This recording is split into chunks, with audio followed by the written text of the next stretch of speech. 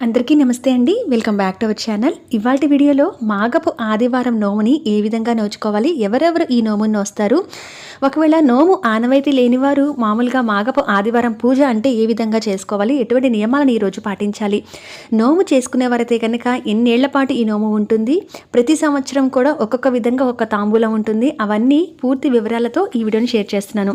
ఉద్యాపనని ఎలా తీర్చుకోవాలి, ఇవన్నీ కూడా ఈ వివరాలు ఈ వీడియోలో ఉండబోతున్నాయి. ఎక్కడ కూడా స్కిప్ చేయకుండా చూడటానికి అయితే ట్రై చేయండి. అలాగే ఛానల్ని మొదటిసారి విజిట్ చేసిన వాళ్ళైతే కనుక సబ్స్క్రైబ్ చేయండి. మనకి మాఘమాసం అనగానే సూర్యునికి ప్రత్యేకమైన మాసంగా సూర్య ఆరాధనకు రథసప్తమిని మాఘపు ఆదివారాలు చేసుకుంటూ ఉంటాం. ఈ మాఘపు ఆదివారం ముందుగా పూజ గురించి తెలుసుకుందామండి. రథసప్తమికి చేసిన వారైనా సరే మాఘమాసంలో వచ్చే ఎన్ని ఆదివారాలు అయితే వస్తాయో అన్ని ఆదివారాలు కూడా పాలన పొంగించడం, రథం ముగ్గు వేయటం, గోధుమల దీపారాధన చేయటం, ఇవన్నీ రథసప్తమికి ఏవైతే చేస్తుంటామో అదే పద్ధతిలో మాఘపు ఆదివారాలు ఎన్నొస్తే అన్నీ చేసుకుంటారు. లేదంటే కనీసం మాఘమాసంలో వచ్చిన ఒక్క ఆదివారమైనా చేసుకుంటారు. ఈ 2025వ సంవత్సరంలో మాఘమాసం ఆదివారాలు మొత్తంగా మనకి 4 వచ్చాయి. మొదటి ఆదివారం 2వ తారీఖు ఫిబ్రవరి 2న, ఫిబ్రవరి 9న 2వ ఆదివారం, ఫిబ్రవరి 16న 3వ ఆదివారం, ఫిబ్రవరి 23 4వ ఆదివారం. మొత్తంగా ఈ సంవత్సరం మాఘ ఆదివారాలు 4 వచ్చాయి. ఈ 4 ఆదివారాలు కూడా కొంతమంది ఇళ్లలో 4 ఆదివారాలు పాలు పొంగిస్తారు, 4 ఆదివారాలు పొంగల్ వండి స్వామివారికి నివేదన చేసుకుంటారు, సూర్యునికి పూజ చేయడం అనేది జరుగుతూ ఉంటుంది. అంటే రథసప్తమికి చేసిన వారు కూడా ఈ ఆదివారాలు చేస్తారు. అంతేకాకుండా ఎవరికైతే రథసప్తమి పూజ చేసుకోలేదో అటువంటి వాళ్ళందరూ కూడా ఈ ఆదివారాల్లో ఒక్క ఆదివారమైన ఈ పూజను చేసుకుంటే మంచిది. ఈ విధంగా మాఘమాసంలో వచ్చే ఆదివారాలు మామూలుగా పూజను చేసుకోవడం ఒక పద్ధతి అనమాట. అయితే ఈ ఆదివారాలకి ఒక నోము అనేది ఉంది. దీనిని మాఘపు ఆదివారపు నోము అని అంటూ ఉంటారు. ఈ నోముకి నోచుకోవడం కోసం కొన్ని నియమాలు అయితే ఉంటే తాంబూలం ఇచ్చే పద్ధతి కూడా ఉంటుంది. ఈ నోముని మొత్తంగా 5 ఏళ్ల పాటు చేసుకుంటూ ఉంటారు. మొదటి సంవత్సరం నుంచి 5 ఏళ్ల వరకు కూడా ఈ మాఘమాసంలో వచ్చి ఏదైనా ఒక్క ఆదివారం చేసుకుంటే సరిపోతుంది. అది పౌర్ణమికి ముందొచ్చే ఆదివారం చేసుకుంటే చాలా విశేష ఫలితం అని అంటారు. అలా కుదరని వాళ్ళు ఈ 4 ఆదివారాలలో ఏ ఒక్క ఆదివారం అయినా ఈ నోము నోచుకుంటే సరిపోతుంది. 4 ఆదివారాలు చేసుకోక్కర్లేదు. ఇదే విధంగా తులసి కోట దగ్గర చేసుకోవచ్చు, లేదా నిత్య పూజా మందిరంలో చేసుకోవచ్చు. ఈ ఆదివారపు నోముని మనం సూర్యునికి పెట్టి ఏ విధంగా అయితే పూజ చేసుకుంటామో అదే విధంగా స్వామివారిని పూజ చేసుకుని సూర్యునికి అర్ఘ్యం ఇచ్చి నమస్కారం చేసుకుని ఈ మాఘపు ఆదివారం నోమును పడతారు. స్వామివారికి ఈ విధంగా పూజాపీఠాన్ని ఏర్పాటు చేసుకుంటారు కదా, అక్కడ దీపారాధన చేసిన తర్వాత మొదటిగా వినాయకుని కూడా నమస్కారం చేసుకుని ఇలా మాఘపాదివారపు నోము పడుతున్నాము, ఎటువంటి విఘ్నాలు లేకుండా 5 సంవత్సరాల నోమును ముగించుకోవాలని చెప్పి స్వామివారికి సంకల్పం అనేది చెప్పుకొని విఘ్నాలు లేకుండా చూడమని నమస్కారం చేసుకుని వినాయకునికి పూజ చేసుకున్న తర్వాత ఈ మాఘపు ఆదివారం నోమును పట్టాలి. ఈ నోమును పట్టాలి అని సంకల్పించుకున్న తర్వాత సూర్యునికి అష్టోత్తరాలు, ఆదిత్య హృదయం, అలాగే సూర్య నమస్కారాలతోనూ అర్ఘ్యంతోనూ సూర్యునికి పూజ చేసుకుని సూర్యాష్టకము, అష్టోత్తర శతనామావళి ఇవన్నీ కూడా చదువుకున్న తర్వాత మాఘపు ఆదివారం నోము కథ ఉంటుంది. ఆ కథ చదువుకునే ముందు అక్షింతలు చేత పట్టుకొని ఆ కథ చదువుకొని అక్షింతలు వేసుకోవాలి. అయితే మాఘమాసంలో ఈ నోమును పాటించాలి అనుకున్న వాళ్ళు ఇప్పటి వరకు పట్టని వాళ్ళైనా ఎవరైనా చేసుకోవచ్చు. ఆనవాయితీతో పని లేదు. అయితే కొన్ని నోములు కొంతమందికి మాత్రమే ఉంటూ ఉంటాయి. అలానే మిగతా వారు చేసుకోకూడదని ఏమీ లేదండి. ఈ నోములు పట్టేవాళ్ళు కొంతమంది చిత్రగుప్తు నోమని పడతారు మా రథసప్తమి రోజు. ఆ చిత్రగుప్తు నోము పట్టిన తర్వాత వచ్చే ఆదివారం చేసుకుంటారు. ఆల్రెడీ ఆ చిత్రగుప్తు నోము చేసిన వారైతే కనుక ఎప్పుడైనా చేసుకోవచ్చు. లేదంటే చిత్రగుప్తు నోము అలా చేసుకోవడం మాకు ఆనవాయితీ లేదండి, ఏ నోములైనా పడతాము అనుకున్నవారు ఈ మాఘమాసాలు వచ్చే 4 ఆదివారాల్లో ఏ ఒక్క ఆదివారం ఇది చేసుకుంటే సరిపోతుంది. ఈ విధంగా పూజ చేసుకుంటారు కదా. ఈ నోము నోచిన వారు నోము నోచుకున్న ఒక్కరోజు ఆ ఆదివారం కొన్ని నియమాలను అయితే పాటించాల్సి ఉంటుంది. ఉదయం తలస్నానం తప్పనిసరిగా చేయాలి. ఈ మాఘపు ఆదివారం నోముకి పూర్తిగా ఉపవాసం ఉండాల్సిన అవసరం అయితే లేదు. పూజ అనేది మామూలుగా చేసుకొని ప్రసాదం తినేయచ్చు, అలాగే భోజనం చేసేయచ్చు, ఉపవాసం ఏమి ఉండక్కర్లేదు. రాత్రికి ఏదైనా టిఫిన్ లాంటివి తింటే సరిపోతుంది. కానీ నోము నోచిన వారు ఏంటంటే మొదటి సంవత్సరం ఒక మాఘపు ఆదివారం ఈ విధంగా నోము పడితే కనుక మొదటి సంవత్సరం పాలు తాగకుండా ఉండాలి. ఆ సంవత్సరం అంటే ఆ పూజ చేసుకున్న ఒక్క ఆదివారం మాత్రమే పాలు తాగకుండా ఉండాలి. అంటే ఉదయం నుంచి రాత్రి వరకు కూడా అదొక్క రోజు పాలు తాగకుండా, పాలకు సంబంధించిన పదార్థాలు కూడా అంటే కాఫీ అటువంటివి కూడా ఏవి తాగకుండా మామూలుగా మిగతా భోజనము, సాత్వికమైన ఆహారం తినటం, అంటే నాన్ వెజ్ లాంటివి తినకుండా ఉండటం, ఇవన్నీ మామూలుగానే జరుగుతూ ఉంటాయి. అదేవిధంగా ఆ మొదటి సంవత్సరం పాలు తాగకుండా వీళ్ళు ఈ నోమును చేసుకొని ఈ విధంగా పూజ చేసుకొని ఒక ముత్తేదుని పిలిచి వారికి పరమాన్నంతో భోజనం పెడతారు. అంటే 5గురు ముత్తైదులకు భోజనం పెట్టుకోవచ్చు, లేదంటే ఒక్క ముత్తైదునన్నా పిలిచి మిగతా ఏవైతే భోజనానికి పిలిచినప్పుడు ఏవైతే పదార్థాలు ఇంట్లో మనం వండుతామో వాటితో పాటు పరమాన్నం అంటే పొంగల్ లాంటిది తప్పనిసరిగా వాళ్ళకి వడ్డించాలన్నమాట. పూజ చేసుకునేవారు, నోము నోచుకున్నవారు మాత్రమే పాలు తాగరు. వచ్చిన ముత్తైదులకి మాత్రం మీరు పొంగల్ అనేది తప్పనిసరిగా పట్టాలి. అది ఒక్కరోజు మాత్రమే పాలు తాగకుండా ఉండాలి, సంవత్సరం మొత్తం కాదండి. నోము నోచుకున్న ఒక్క ఆదివారం మాత్రమే. సెకండ్ ఇయర్ ఈ నోము నోచుకుంటున్న వాళ్ళు మజ్జిగ తాగకూడదు. అంటే పెరుగు కానీ మజ్జిగ కానీ వాడరనమాట. వాళ్ళు తినేటప్పుడు భోజనంలో ఆ రెండు వాడకుండా ఉండి వచ్చిన ముత్తేదులకి తప్పనిసరిగా భోజనంలో పెరుగు వడ్డించాలి. కొంతమంది చివరిగా పెరుగన్నం తినకపోవచ్చు కదా, అటువంటి వాళ్ళకైనా కొంచెమైనా పెరుగు వడ్డించి వాళ్ళకి భోజనం పెట్టాలన్నమాట అన్ని పదార్థాలతో పాటు. ఇది 2వ సంవత్సరం పాటించాల్సింది. 3వ సంవత్సరం వచ్చేసి పప్పు తినకూడదు. ఇది కూడా మొన్న ఒకళ్ళు అడిగారు, పప్పు అనేవి ఏవి తినకూడదా అనేది. ఈ నోము నోచుకున్న వారు ఆ రోజు భోజనంలో పప్పు తినకూడదు. కొంతమంది అయితే అసలు ఏ పప్పులు తినరు, అంటే మినపప్పు, శనగపప్పు, కందిపప్పు, పెసరపప్పు ఏవి కూడా తినరు. ఒకవేళ అలా పట్టించుకోము అనుకున్న వాళ్ళు కనీసం కందిపప్పు, పెసరపప్పుతో చేసిన పదార్థాలు ఏవి కూడా ఆ ఒక్కరోజు నోము నోచుకున్న వారు ఆ రోజు తినకూడదు. ఇది 3వ సంవత్సరం. అయితే వచ్చిన ముత్తేదులకి భోజనం పెట్టేటప్పుడు బూరెలతో వారికి, అంటే పూర్ణాలు అంటారు కదా, పప్పుతో చేసిన బూరెలు ఉంటాయి కదా, అవి వాళ్ళకి తప్పనిసరిగా వడ్డించాలి. ఇక 4వ సంవత్సరం నోము నోచుకున్న వారు తలంటి పోసుకోకూడదు. అంటే ఆ రోజు తల రుద్దుకోకూడదు. ముందు రోజు నోములు వ్రతాలంటే ఆడవారం మనం తలస్నానాలు చేస్తాం, కానీ ఆ రోజు రుద్దుకోకుండా ముందు రోజే తలస్నానం చేసేయాలి. ఆ రోజు ఒట్టి తల మీద నీళ్లు పోసుకోవాలి, కానీ రుద్దుకోవడం అని చేసుకోకుండా అవతల ముత్తేదులకి భోజనానికి పిలిచే ముందు వారికి ఏవైతే తలస్నానానికి అవసరమయ్యే సున్నిపిండి, కుంకుడుకాయలు ఇటువంటివి ఉంటాయో వారికి అవి ఇస్తారనమాట. ముందు రోజు అవి ఇచ్చి వాటితో తలస్నానం చేసి మన ఇంటికి తాంబూలానికి రమ్మని పిలవాలి. ఇది 4వ సంవత్సరం.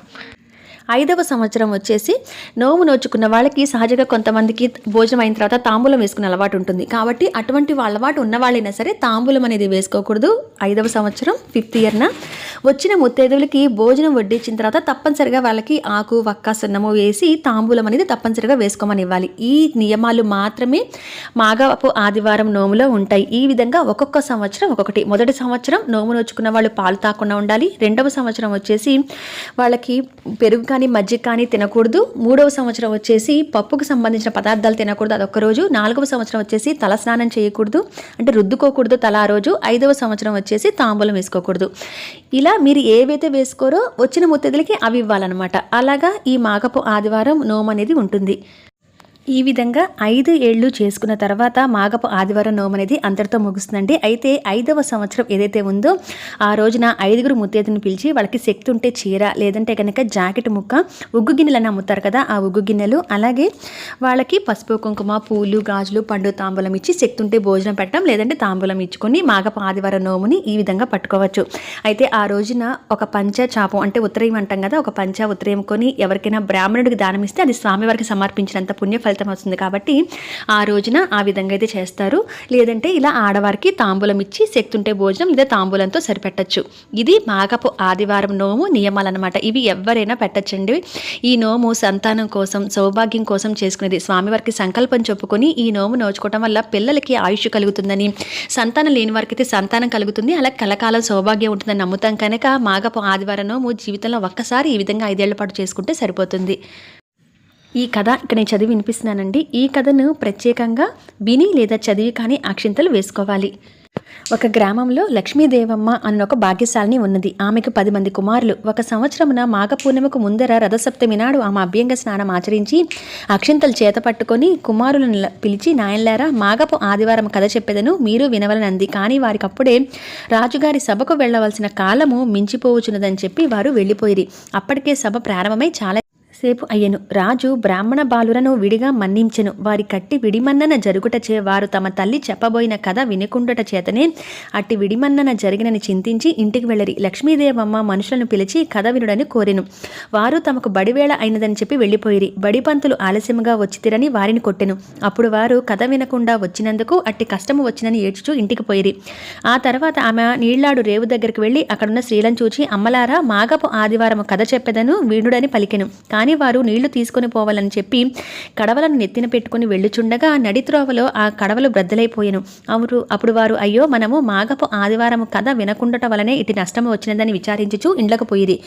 తర్వాత ఆమె తనకెదురుపడిన యాయావారపు బ్రాహ్మణుని పిలిచి కథ వినమని కోరెను. కానీ అతడు ప్రొద్దుపోవచ్చున్నది, యాయావారమునకు పోవెలను, నీవు కథ వినటకు కాలము లేదు అని చెప్పి వెడలిపోయాను.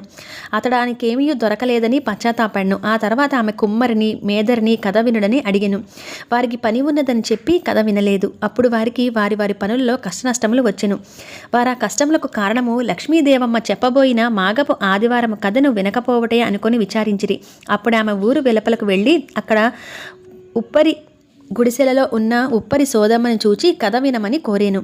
అది విని సోదమ్మ తాను గడిచిన శనివారం నాడు వంటిపూట భోజనం చేసి ఉండట చేతను, ఆడు ఆదివారం ఒకటి చేతను మానెడు పాలలో చారెడు బియ్యం వేసి పాయసము వండిపెట్టినచో కథ వినదన నన్ను.